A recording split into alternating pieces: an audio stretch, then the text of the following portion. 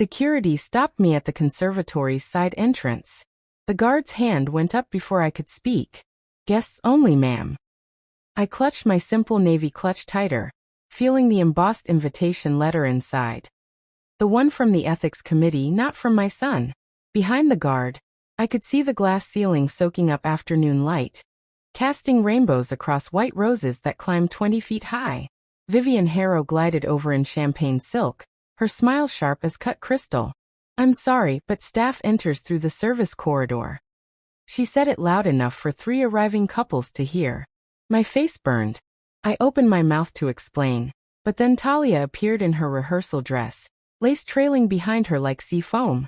Her eyes locked onto mine, and her expression shifted from confusion to something sharper.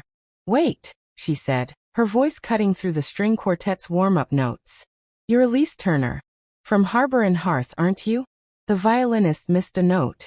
The conservatory went silent except for the fountain behind us. Vivian's smile froze. My son Noah stepped out from behind a massive floral arch, still in his dress shirt and slacks from the rehearsal. His face went pale when he saw me. "Mom." His voice cracked on the word. "You weren't supposed to. I mean, you weren't invited." He glanced back at Vivian, then at Talia, like a child caught between fighting parents.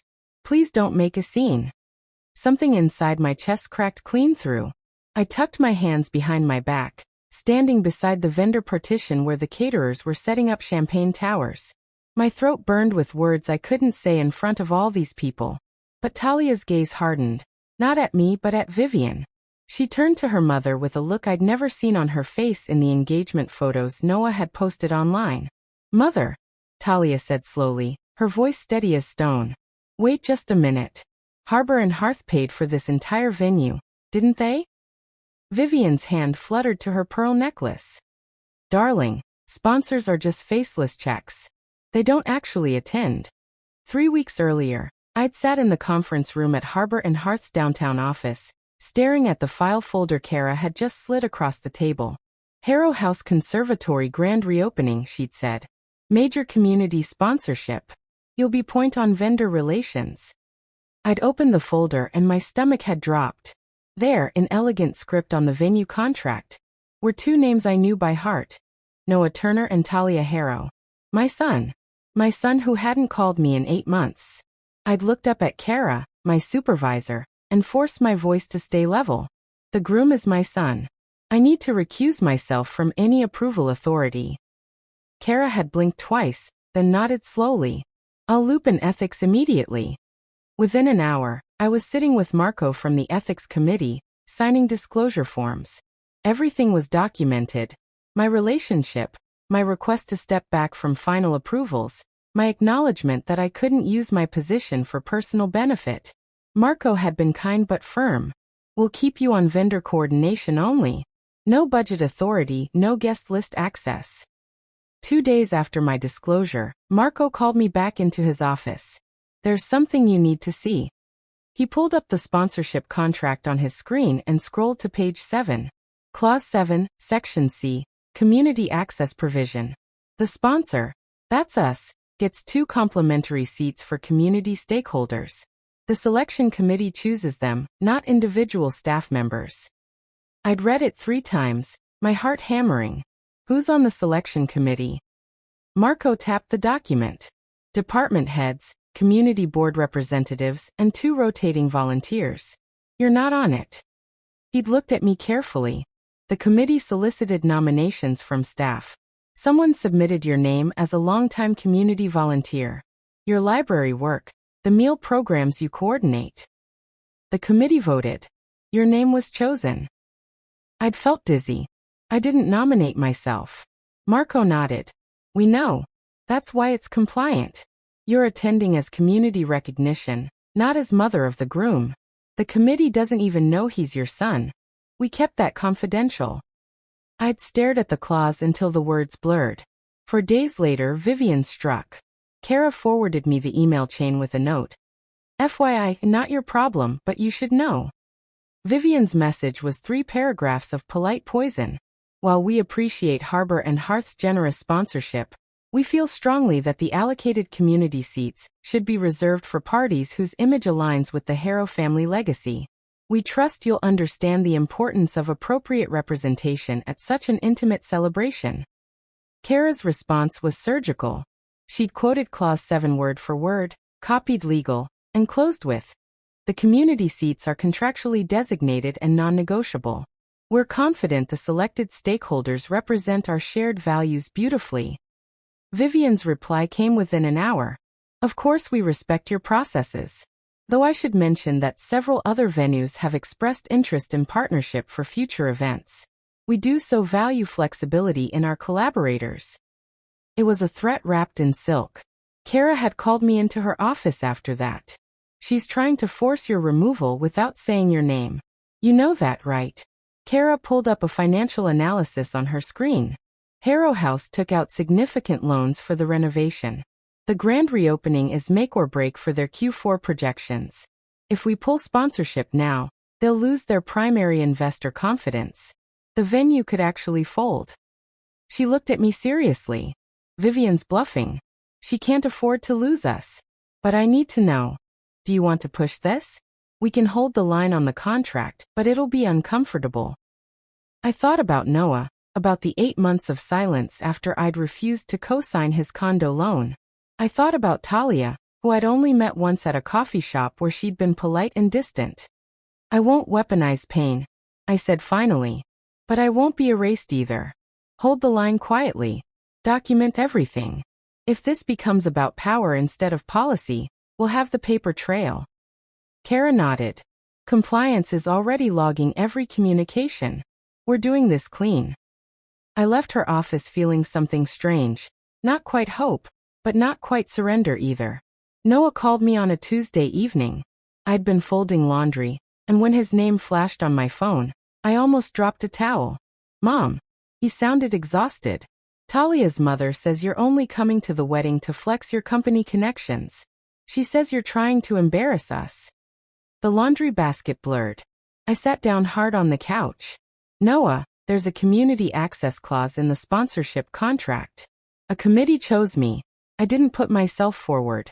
I disclosed everything to ethics. I'm not trying to hurt you." Silence stretched between us. Then, quietly, "Talia's mom has been really stressed about the wedding. She thinks having you there will create drama. The press might twist it into some kind of story about estranged families." He paused. "I think it would be better if you didn't come. Even as the community representative. Can you just understand?" I hit mute and let myself cry without a sound, pressing a pillow to my mouth so he wouldn't hear. After 30 seconds, I unmuted. "I understand." My voice came out steady somehow. "Thank you for being reasonable about this," he said, relief flooding his words. We hung up. I cried until my ribs ached. I spent that night writing. One page, printed on plain paper, addressed to both Noah and Talia. "I won't fight for a chair if my presence genuinely harms your wedding day. But I also won't accept being erased from a room I helped create, or agree that my existence is inherently embarrassing. I'm offering to voluntarily relinquish the community seat if there's a truthful path forward. One where I'm not characterized as manipulative or attention-seeking. I've spent 20 years showing up for community work, because it matters, not for recognition. If that work earned me a committee nomination, I'm proud of it. But I'm also your mother, and I love you enough to step back if that's truly what you need." I sent copies to Noah, Talia, and Marco in ethics. Then I stepped back and let the policy people handle it. Marco called me the next morning. "The committee reviewed your letter. Their position is that retracting a community honor due to family pressure sets a dangerous precedent. You're attending unless you formally withdraw." I didn't withdraw. I also didn't fight. I just waited. The rehearsal walkthrough happened on a Thursday afternoon. I wasn't supposed to be there. Vendor coordination didn't require my physical presence. But the venue manager had called in a panic. "We've got a power fluctuation in the East Wing. The backup generator isn't kicking in, and the catering coolers are starting to warm up. The electrician they booked can't come until tomorrow." I'd grabbed my vendor contact list and called an electrician from Harbor and Hearth's preferred contractor network. He arrived within 90 minutes, diagnosed a tripped relay switch, and had power restored before any food spoiled. The fix was billed directly to the venue under existing maintenance terms. Standard, above board, no special favors. I'd stayed in the parking lot during the repair, coordinating by phone. I never went inside. But apparently the head chef had asked who'd arranged the emergency call, and the venue manager had told him. Word spread through the vendor network the way it always does, quickly and with gratitude. I only heard about it later, when the florist texted me. "You saved the whole weekend. That crew thinks you walk on water." The chef found me the next day during final setup. I was checking in with the rental company about chair deliveries when he crossed the conservatory floor, still in his whites. "Miss Turner." He extended his hand. "I wanted to thank you personally for yesterday. That call saved not just the food, but my team's reputation. We would have been ruined." Other vendors nearby looked up. The florist, 2 servers setting tables, the photographer adjusting his equipment. He thanked me loudly, warmly, like I'd done something heroic instead of just making a phone call. I felt my face flush. It was just protocol. Anyone would have done the same. But the murmurs pulsed through the room anyway. Near the entrance, Vivian stood with the wedding planner, her smile turning to ice as she watched the exchange. In the corner by the gift table, Talia was reviewing the seating chart. She looked up at the commotion, her eyes finding mine across the room. She didn't smile, but she didn't look away either. She watched me like she was recalculating something, measuring the distance between the story she'd been told and the woman standing in front of her. I excused myself quickly and left through the service entrance, my heart pounding. The final seating chart arrived in my email 2 days before the wedding. Marco had forwarded it with a single line. "Compliant per contract terms." I opened the PDF and found my name. Table 47. I had to zoom in to see where that was.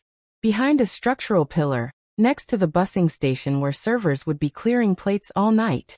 A small cocktail stool, not even a proper chair. Technically compliant, I had a designated seat in the venue. Emotionally punishing. I would see almost nothing of the ceremony and even less of the reception.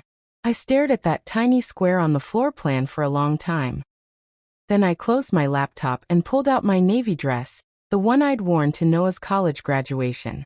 Simple, appropriate, forgettable. I ironed it carefully, steamed out every wrinkle, and hung it on the back of my bedroom door. I would not give Vivian grounds to call me unreasonable. I would not give Noah reason to say I'd caused drama. I would show up, sit on my stool behind my pillar, and bear witness to my son's happiness from the shadows. Dignity didn't require visibility. I repeated that to myself until I almost believed it. Wedding day arrived with crystalline sunshine. I drove to the conservatory alone, parked in the guest lot, and walked to the entrance in my iron navy dress and simple heels. Security waved through a parade of women in designer gowns and men in tailored suits. When I reached the door, the same guard from the rehearsal held up his hand. "Name." I gave it. He scanned his list, frowned, scanned again. "I don't see you on the primary guest roster." People were stacking up behind me now, curious and impatient. I pulled out the folded letter from ethics, committee designation, contract clause, legal authorization. The guard read it slowly, his frown deepening. Then he looked past me to where Vivian was greeting arrivals near the floral arch. He walked over to her, letter in hand. I watched them confer, watched Vivian's face tighten, watched her mouth form words I was glad I couldn't hear. The guard returned, handed back my letter, and stepped aside. "Enjoy the ceremony, ma'am." The rulebook had beaten the Rolodex. For now. I walked inside, past Vivian's frozen smile, and found my pillar. Everything from the opening scene rushed back. Talia's realization, sharp and sudden. Harbor and Hearth paid for this venue. Vivian's hiss. "Sponsors are faceless checks, darling." Noah's pale face, his stammered. "Mom, you weren't invited." And then Talia turning to him, her voice carrying across the suddenly silent conservatory. "Did you know your mother saved the rehearsal dinner from disaster? Did you know her company is the only reason we're standing in this room right now?" Noah opened his mouth. Nothing came out. He looked at me, then at Vivian, then at Talia. His hands hung useless at his sides. The string quartet started up again, trying to smooth over the tension. A wedding coordinator rushed forward, whispering urgently about the timeline. Vivian took Talia's elbow, trying to steer her toward the bridal suite. But Talia pulled free, still staring at Noah. "Did you know?" she repeated. Noah finally found his voice. We can talk about this later. Let's not do this now." Talia's jaw tightened, but she nodded once and let the coordinator guide her away. Vivian followed, throwing one poisonous glance back at me. "Turner, would you please stand?"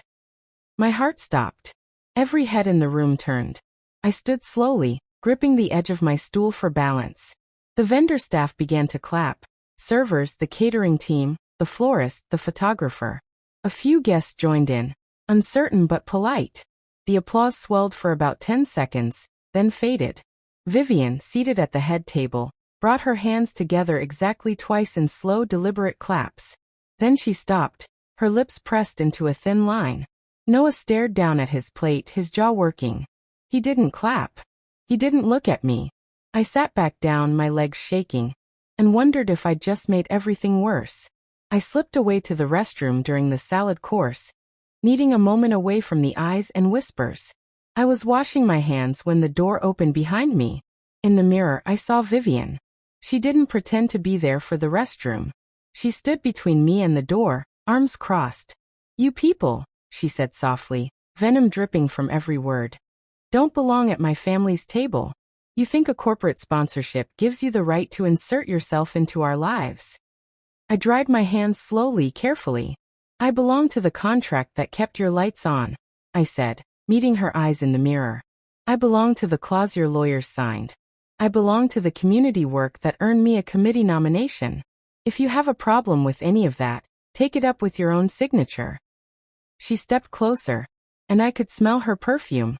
Expensive, suffocating. "I will make sure you regret this," she whispered. My phone was in my clutch. I pulled it out and opened the voice memo app, hitting record, then tucked it back with the screen facing up. Not for leaks. Just for my own protection, my own memory.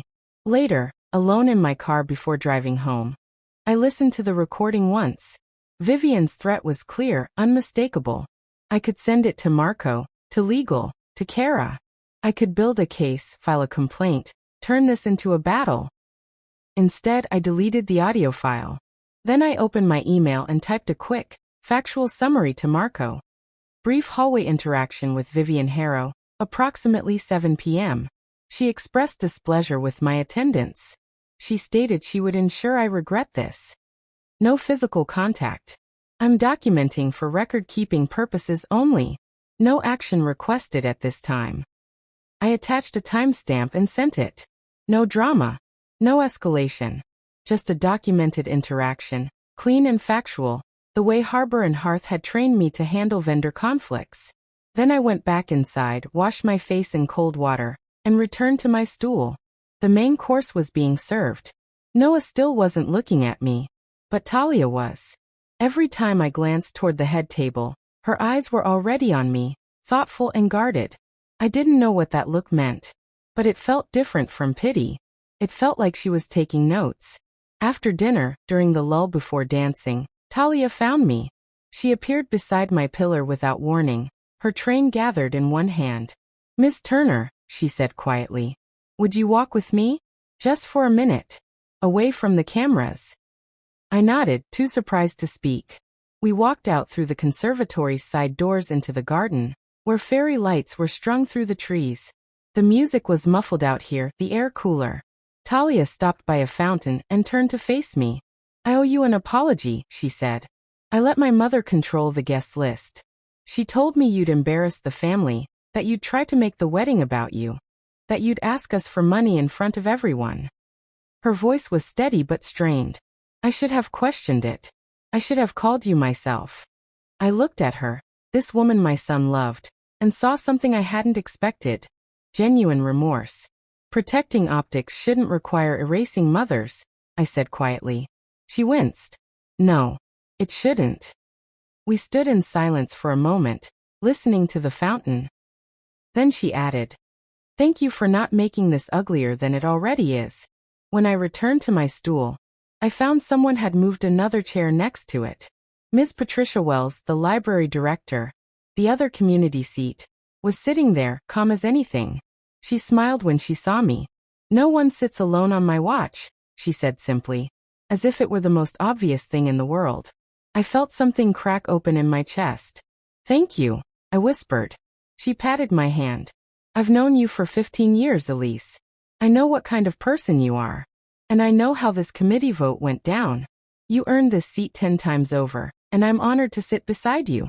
We stayed there together, talking quietly about library programs and community projects, ignoring the occasional curious glances from other guests. At one point, the photographer wandered over. A young woman with kind eyes and a camera full of candid shots. "You two look like you're having the best conversation of the night," she said. "Mind if I grab a quick shot?" We smiled, unscripted and genuine. She clicked the shutter twice, checked her screen and grinned. "Beautiful." It was the first photograph of the day where I didn't feel like I was being erased. Just grace caught in silver light. My phone buzzed during the cake cutting. A text from Marco. "FYI, post-event sponsor requirements include verified staff bonus pool for venue workers. Vivian signed off on it as part of final contract terms. We'll be auditing compliance next week. You doing okay?" I typed back. "I'm fine. Thank you for asking." But I wasn't fine exactly. I was something else, something steadier. This whole painful day had been documented, witnessed, processed through proper channels. Vivian could hiss threats in coat rooms. Noah could avoid my eyes. But the receipts were clean and the contracts were iron. When this was over, the story wouldn't be written by Vivian's version of events. It would be written by time-stamped emails, committee votes, and vendor testimonials. Not rage. Not revenge. Just reality, patient and persistent. I put my phone away and watched my son feed cake to his bride. Their laughter ringing through the conservatory. I'd given him life, raised him, loved him even when he stopped calling. And now I'd given him this too. A wedding in a venue I'd helped fund. Saved from disaster by a phone call I didn't have to make. He might not thank me today, but the truth would outlast his silence. During the parent toasts, Vivian took the microphone with practiced grace. Her speech was all elegance and edge. "Family," she said, pausing for effect, "is built on shared values. We choose the company we keep, the people we allow into our most sacred moments. Today we celebrate not just a marriage, but a joining of families who understand what it means to protect and honor what we've built." It was a jab thinly veiled, aimed straight at me. A few guests shifted uncomfortably. But then Talia leaned over and whispered something to the MC. He nodded, consulted his notes, and added an unscripted line when Vivian sat down. "We'd also like to thank Ms. Patricia Wells, the longtime library director who's kept our community's doors open late for students who had nowhere else to study. Ms. Wells, we're grateful for your presence here today." Patricia beamed and half stood, waving at the applause. Then she pointed directly at me and said, loud enough for nearby tables to hear, "Elise is the one who coordinates the meal programs that keep those students fed while they study. Let's thank her too." A ripple of applause followed, smaller but genuine. Vivian's smile turned brittle as glass. After the toasts, Noah finally approached. He walked slowly, hands in his pockets, and stopped a few feet from my stool. "I didn't want drama," he said. It wasn't an apology. It was barely an acknowledgement. I looked up at my son, this tall, handsome man I'd rocked to sleep as a baby, taught to ride a bike, sent to college with everything I had. "You chose silence," I said quietly. "That's not the same as choosing peace." He flinched. Behind him, Talia was watching from the head table, her expression unreadable. Noah glanced back at her, then at me again. "Can we talk tomorrow? Really talk, I mean. Just the two of us." Something in his voice had shifted. Less defensive, more uncertain. I thought about saying no. I thought about making him feel what 8 months of silence had felt like. But I'd come here for truth, not punishment. "Yes," I said. "We can talk tomorrow." He nodded once and walked away. It wasn't forgiveness. It wasn't reconciliation.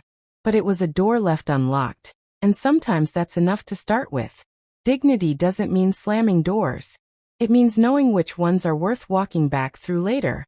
Near the end of the reception, the estate manager approached Vivian with a sealed envelope. I only noticed because I was watching the gift table nearby, making sure I could slip out before the bouquet toss. The manager's voice was low but firm.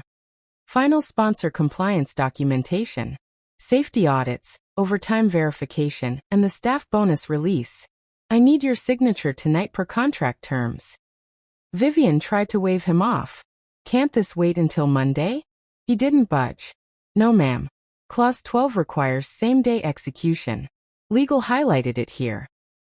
He opened the envelope and pointed to a section marked in yellow. Vivian's jaw tightened. She pulled a pen from her clutch and signed with sharp, angry strokes. There. Satisfied. The manager took the papers, checked the signature, and nodded. Thank you. The venue staff will appreciate it. He walked away without ceremony. Vivian stood there for a moment, the envelope in her hand, her posture brittle as winter ice. Then she turned and saw me watching. Our eyes met across the conservatory floor. I didn't smile. I didn't gloat. I just looked at her until she turned away first. Small victories, built on contract clauses and proper procedure. Not spectacle. Just consequence. I found Talia later, behind the tent where the band was packing up equipment. She was sitting on a bench, her train pulled around her, looking exhausted and beautiful. Miss Turner, she said when she saw me. Elise, I corrected gently. She nodded. Elise, I need to tell you something. She took a breath. My mother told me you'd embarrass the family. She said you'd show up and beg for money, make a scene, try to guilt Noah into giving you attention. Her voice cracked slightly. She said you were manipulative and desperate. And I believed her because I didn't know you, and I trusted her. I sat down beside her, careful not to crowd her space. And now? I asked quietly.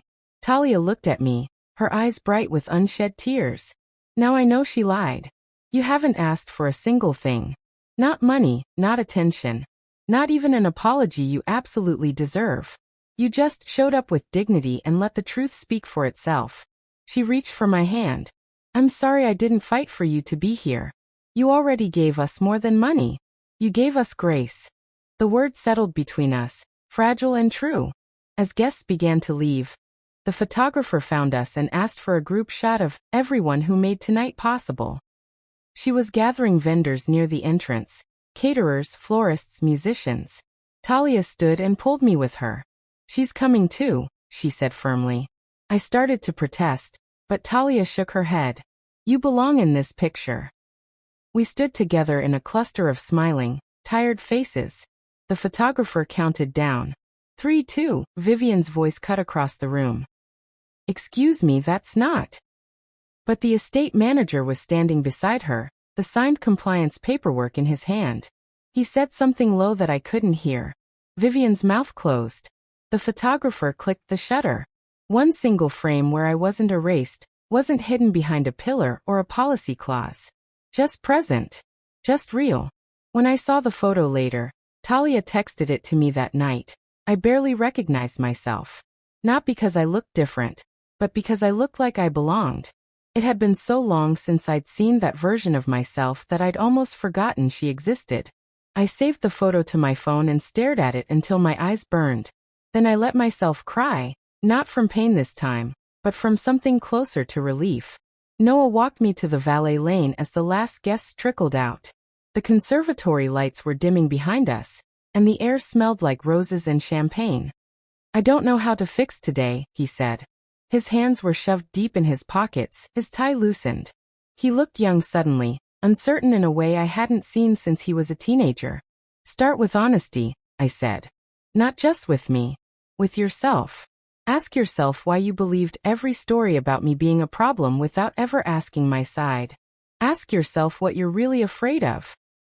He flinched but didn't argue. The valet brought my car around. I opened the door then paused. Noah. He looked up. I love you. That hasn't changed.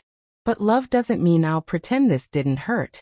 It doesn't mean I'll make it easy for you to forget. I didn't hug him. I got in my car and drove away, leaving him standing under the fairy lights with the weight of his own silence. Sometimes the most loving thing you can do is let the space teach someone what absence feels like. I cried the whole drive home, but I didn't regret leaving him there. The next morning, Noah appeared on my porch at 8 a.m. with 2 coffees and swollen eyes that told me he hadn't slept. I let him in without a word. We sat at my kitchen table, the same table where I'd helped him with homework and taught him to fold origami cranes. I read it, he said. The sponsorship letter. The ethics clearance. The community access clause. Talia showed me everything. He set down his coffee cup with shaking hands. I believed every story, Mom, Vivian told me. Every single one. That you were manipulative, that you'd make a scene, that you were only there to embarrass us. I never questioned it because it was easier than dealing with the guilt of not talking to you for 8 months. His voice cracked. I was wrong, Mom. I was so wrong, and I don't know how to fix it. I didn't speak right away. Instead, I stood and pulled a cardboard box from the hall closet. Inside were photos from his childhood, birthday parties, soccer games, his high school graduation. I set it on the table between us. Start by remembering, I said. 3 hours later, there was another knock on my door. Talia stood there in jeans and a sweater, her hair in a simple ponytail, without a trace of makeup or yesterday's bridal armor. Can I come in? She asked. I let her in and made tea. We sat in my living room, the wedding photos still pulled up on her phone. Noah told me you two talked this morning, she said. I wanted to ask you something. Would you join us for dinner? Just the 3 of us. No press, no cameras, no theatrics. She looked at me carefully. I want the truth to start in a kitchen, not a ballroom. I want to know who you really are, not who I was told you were. I thought about it, weighing trust against caution. Yes, I said finally. But not if Vivian is there. I can't sit at a table with someone who threatened me and pretend we're family. Talia nodded immediately. Agreed. This is about us. You, me, and Noah. We'll build from there. She reached across the space between us and squeezed my hand. Thank you for giving us a chance to do this right. I squeezed back, and something small and fragile began to grow where resentment had been. Not forgiveness yet, but possibility. 2 days later, I got a text from an unexpected number. It was the head baker from the wedding. The one whose coolers I'd helped save during the power outage. The message included a photo. Her entire staff holding up envelopes, grinning ear to ear. The text read, staff bonuses came through. Vivian tried to reallocate the funds to administrative costs, but the venue manager held her to the contract. My team is getting paid overtime and holiday bonuses. Rent is covered. Kids are eating well this month. Thank you for being part of the company that made this happen. I stared at that photo for a long time. Real people, real lives, made a little easier because someone had written an ironclad clause and someone else had held the line when it mattered. This was the victory I'd wanted all along. Not a scene at a wedding. Not public vindication or viral revenge. Just justice landing quietly in the form of paid rent and full fridges. Dignity restored in envelopes instead of speeches. I texted back, I'm so glad. You all earned every penny. Then I saved the photo next to the one from the wedding. 2 small pieces of proof that showing up with integrity leaves marks the world can't erase. That Friday, Noah and Talia came to my house for dinner. I made lasagna, Noah's childhood favorite, and set the table with mismatched plates because I'd never bothered buying a fancy set. We sat together in my small dining room, and for the first few minutes, nobody spoke. Then Talia asked about the photos on my mantle, and I told stories about Noah as a toddler, and slowly the ice began to crack. We laughed. We cried a little. At one point, Noah asked, will you forgive me? I set down my fork and looked at him. Forgiveness is a road, not a switch. You're free to walk it, but it takes time and I can't promise when we'll reach the end. I'm still your mother, and I still love you. But trust is rebuilt with consistent honesty, not with one conversation. He nodded, his eyes wet. I can do that. I want to do that. After dinner, I pulled out the vendor photo, the one the photographer had taken of Talia and me with all the workers who'd made the wedding possible. I slipped it into a simple wooden frame and set it on the bookshelf beside Noah's graduation picture. Not as a trophy. Not as a weapon to remind him of his failure. just as a reminder to myself that I'd walk through fire and come out with my dignity intact, that I'd been tested and hadn't broken, that grace under pressure leaves its own kind of legacy. My phone buzzed. A message from Marco. Final compliance audit complete. All contract terms fulfilled. Staff bonuses verified and distributed. Harrow House sponsorship officially concluded. Well done, Elise.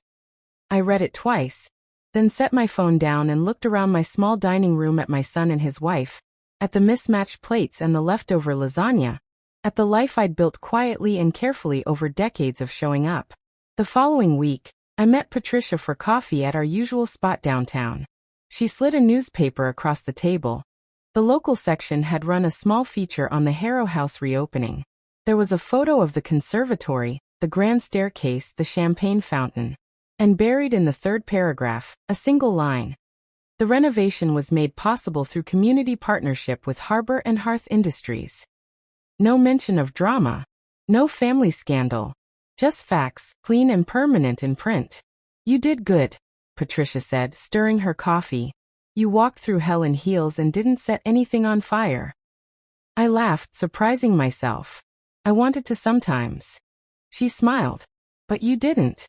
That's the difference between revenge and dignity. Revenge burns everything down. Dignity builds something that lasts longer than the pain. I thought about Noah's promise to walk the road toward forgiveness. I thought about Talia's text that morning asking if I wanted to go wedding dress shopping with her friend next month. Not as obligation, but as invitation. I thought about the baker's team with their bonus envelopes and full fridges. Yeah, I said quietly. I think maybe it does. That night, I sat at my kitchen table and wrote an email to Kara and Marco. I wanted to thank you both for holding the line during the Harrow House sponsorship. There were multiple opportunities to bend the rules, to make exceptions, to prioritize comfort over compliance. You didn't. You held me accountable to our ethics policies, and you held Vivian Harrow accountable to her signed contracts.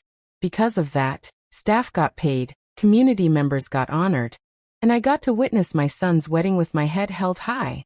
That's not a small thing. That's the entire thing. I sent it and closed my laptop. Outside my window, the street was quiet under the amber glow of streetlights. Somewhere across town, Noah and Talia were probably curled up on their couch, starting their married life. Somewhere else, Vivian was probably still seething about contracts and clauses she couldn't control. And here I was, in my small house with my mismatched plates and my hard-won peace, exactly where I belonged. The wedding was over. The contracts were fulfilled. The story was finished. But the road, the long, uncertain road toward rebuilding what had been broken, was just beginning. And for the first time in months, I felt ready to walk it.